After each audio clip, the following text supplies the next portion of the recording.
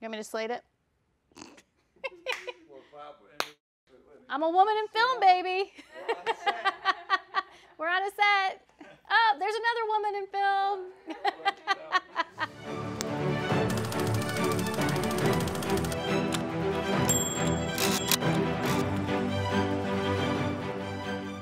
My name is Hoffman, and I am a writer, a director, and a producer, and I'm based in Orlando, Florida. I've been in Orlando for many years. I grew up in Long Island. It's you have to say that very specifically, Long Island. And then I moved to Florida in middle school and stayed in the Central Florida area. Moved to Orlando for college. I went to UCF, and I won't tell you what year, don't ask. And then I stayed. I love the area. As a child, I was obsessed with TV and film.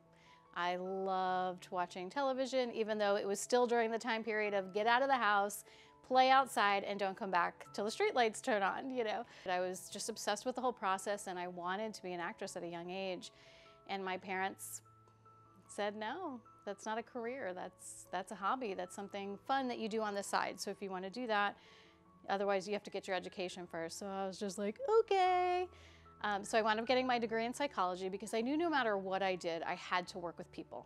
I love people, and I know that that's a difficult thing to do right now, is to love people, but it's just so amazing to hear people's stories and their own journeys and work from there. So when I got my degree in psychology, it was perfect for me, and I studied behavior analysis, and I worked for 27 years with people with disabilities. So when I was working with students with disabilities, I wound up getting a job at Full Sail University. So I was around the creative process as I was helping students with disabilities. So it just reignited that love and passion for it in me. I was diagnosed with celiac disease, which, you know, people know of. You can't have gluten. That's only a small part of it, but it is a big, you know, it's one of the biggest parts that people know about. So back when I was diagnosed, there was nothing gluten-free on the shelves. Nobody even knew what gluten was. So I was determined to create delicious recipes that didn't break the budget. And I created all these recipes, so I thought to myself, as soon as I started getting back into the love of film and this creativity, I thought, how can I educate people and teach them how to make their own recipes? So I started a gluten-free baking show, which was fantastic, and I could not let go of the part about working with people with disabilities. So I invited a guest with a disability each episode, and while we were baking, we talked about their diagnosis, their challenges, their successes. It was such a beautiful, beautiful show, and we did that for a few years. It worked out great until COVID hit, and then I wasn't able to film that anymore. Every single episode afterwards, somebody would approach me and say, my mother has that, or my sister has that, or I have that, whatever disability we were talking about. So it opened up this conversation. So they not only learned on a film set that day, they learned about people too. It was really just a beautiful, beautiful thing. I learned more from them than I could have ever taught or given them. So it's such a beautiful thing, and that was part of the reason I did this show, was what I learned, even as a behavior analyst, was it really wasn't the person with the disability that was the issue, it was the people around them that didn't understand them, right? We keep trying to bring them into our world. How about we recognize what their world is like and try to fit into theirs? So my films will always have a message, always. It's just who I am, it's how I write, because I feel like it's a responsibility not to just entertain, but we can educate as well. My message really is truly to exactly what you said, to make people be heard and understood. I think awareness is great, don't get me wrong, but where does it get us? Like, oh, I'm aware, right? I'm aware you're sitting there, what does that do for me? But when I understand you, right, then I can do more. So what does it mean for you to be a part of this project now? Oh.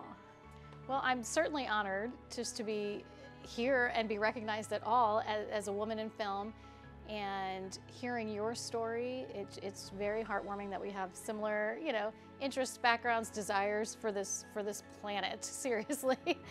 So it means even more to me now today, having met you and knowing where you're coming from on this.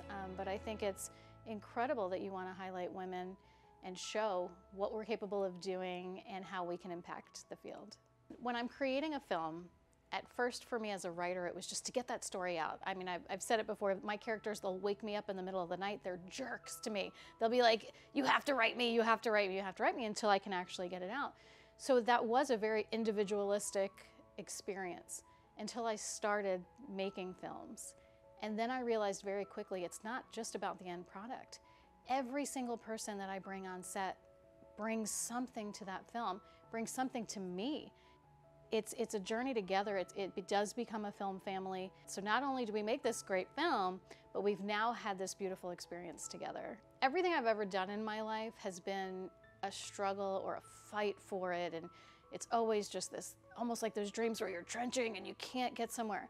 Since I've started in film, everything just flows. It just happens. So it's not about hard work. I've never been afraid of hard work. It's about just feeling so natural in it that it's just, I'm finally doing what I feel like I was meant to be doing. And I hope that that shows in everything I create. So if you had one piece of advice for someone coming into the industry, female creator or not, you know, what would that be? I love that question, because my biggest piece of advice for anybody who wants to make films is start making films. Get on set. I literally, there's pictures of it, got on set and changed garbage and did whatever anybody needed to be. You need me to make coffee? You need me to go run to the store and get ice? I got you. I'll still do that. I will still do that if I need to, because that's, if you can't do the menial tasks, who's gonna trust you with the bigger tasks, right? So when you're on set, you get not only experience, but you're meeting new people, you're meeting other filmmakers, other creatives that certainly ignite, you know, that fire in you. And once you're on one set and people can trust you, they will invite you to another set, and just get on set. That is my biggest advice.